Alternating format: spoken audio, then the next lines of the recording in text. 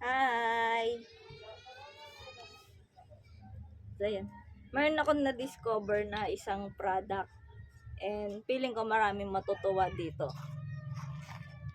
Marami tong health benefits pero mas nakikita ko siyang effective sa production. So, shout out sa mga line leader dyan. Kung gusto nyong maka-output ng mas marami at saka ng mas tahimik na linya, ito na yung pinaka-best na mare-recommend ko sa inyo.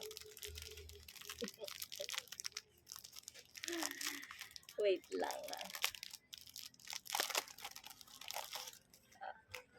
Nakita niyo na ba ito, guys? Yung mouth tape. Yan. Pero ano talaga to, ang purpose nito is yung para maging normal yung breathing mo pag natutulog ka. Kasi iba pa daw din yung health benefits na nakukuha natin pag sa ilong tayo humihinga. Kasi di ba usually pag natutulog tayo sa bibig na tayo humihinga kasi nakanganga tayo. So, ayan, ito na yung solusyon nila. At saka anti-snoring na rin to para sa mga naghihilik. Yan.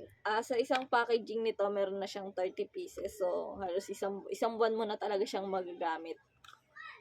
Parang 116 lang yata to for 30 pieces.